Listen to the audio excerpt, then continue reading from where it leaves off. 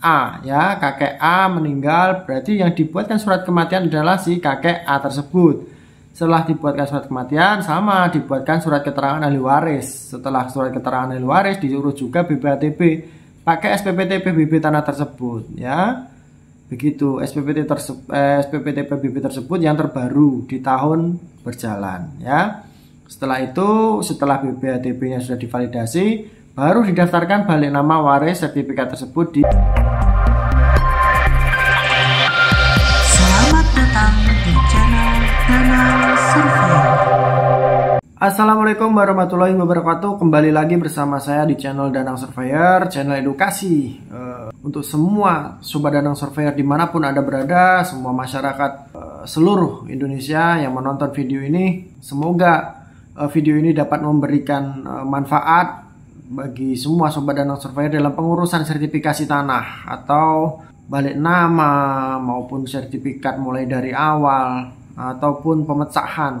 Tetapi pada video kali ini saya akan membahas tentang pertanyaan salah satu subscriber sobat Danang Surveyor, yaitu Bang, mau tanya, kalau urus sendiri tanah hasil waris, langkah-langkahnya bagaimana ya? Apakah lama urusnya?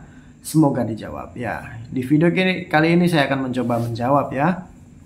Jadi masih banyak sekali pertanyaan-pertanyaan tentang tanah warisan ya. Memang tanah warisan itu sensitif, tetapi itu berkah ya.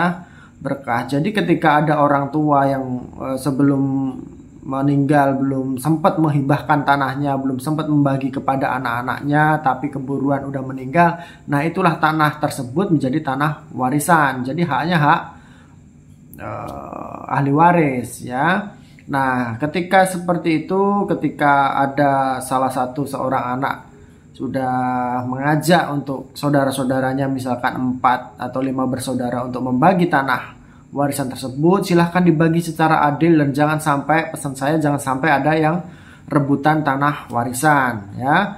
Kalau perlu mengundang ustadz untuk membagi tanah tersebut biar ada yang menengahi ya.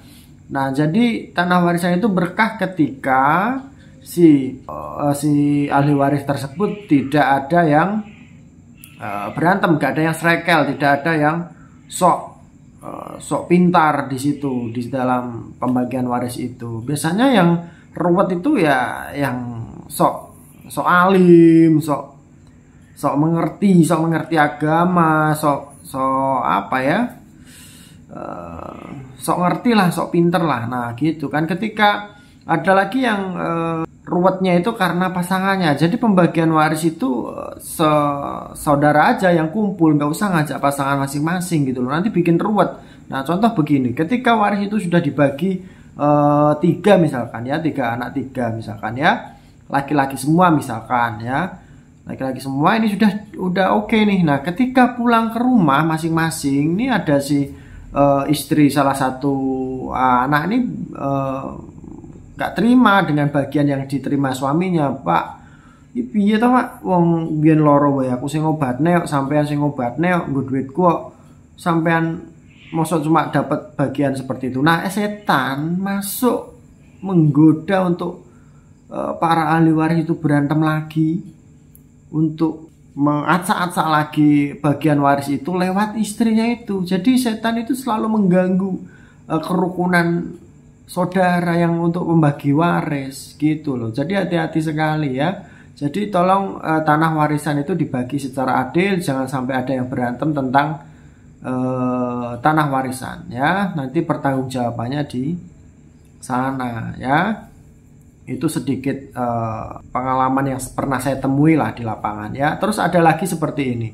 Ketika tanah tersebut belum sertifikat tanah warisan ini ya, si orang tua istri A ya kan, istri A, si wanita lah ini ya, mempunyai orang tua, mempunyai tanah yang diberikan kepada si A, berharap tanah tersebut nanti diatasnamakan si A, anaknya, si wanita ya.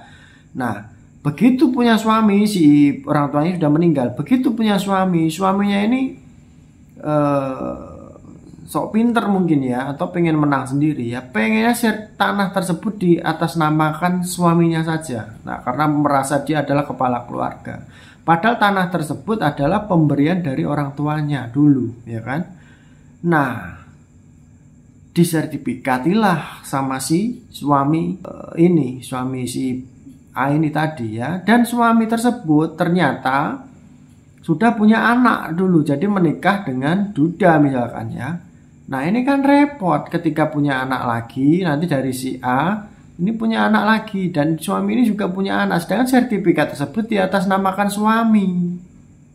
Nah, ini nanti yang repot, padahal tanah tersebut silsilahnya dari istri gitu loh, dapat pemberian dari orang tua istri. Nah, itu yang harus diperhatikan bagi semua sobat danang survei kayak seperti itu. Saran saya diatasnamakan istri saja ya, asal usul tanahnya itu ya.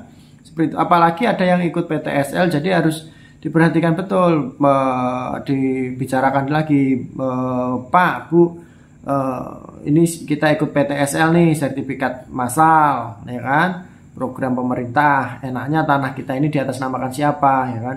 Ya diatasnamakan sampean wae lho, Pak, kan ikut tanah soko wong tuamu. Nah, seperti itu. Diatasnamakan, misalkan diatasnamakan sampean ya Bu, ini tanah soko wong tuamu. Nah, sing dari kita beli yang itu yang di sana baru kita atasnamakan saya, ya kan? Soalnya kan itu kita beli, ya kan? Nah, ini dari orang tuamu, atasnamakan kamu saja. Nah, seperti itu kita rembukan masalah tanah itu seperti itu, adem damai ya. Jangan ruwet-ruwet masalah tanah dalam keluarga, seperti itu ya. Nah, saya kembali ke pertanyaan. Tapi sebelum saya jawab pertanyaan tadi, yang belum subscribe, tolong subscribe. Yang udah subscribe, saya doakan lancar rezeki, sehat selalu. Yang belum punya tanah, semoga cepat diberikan rezeki yang berlimpah dan bisa beli tanah, bangun rumah, ditempati sama anak istri ya. Nah, karena tanah yang dari hasil pembelian itu biasanya indah sekali ya, indah, sama-sama berkah tapi ditambah indah ya. Oke, kembali pertanyaan tadi, gimana cara mengurusnya? Kalau tanah tersebut belum sertifikat, ya kan, dibuatkan misalkan di Jawa Timur misalkan ya, tanah tersebut ada letter C atau gire atas nama almarhum ini, ya dibuatkan dulu surat keterangan warisnya. Surat keterangan waris dibuat di kantor lurah, juga ditandatangani lurah sama Pak Camat nanti ya. Sebelum membuat surat keterangan waris itu dibuat dulu surat kematian almarhum itu atas nama si gire atau letter C itu ya. Baru dibuatlah surat keterangan ahli waris. Nah, surat kematian bisa dibuat di Dukcapil.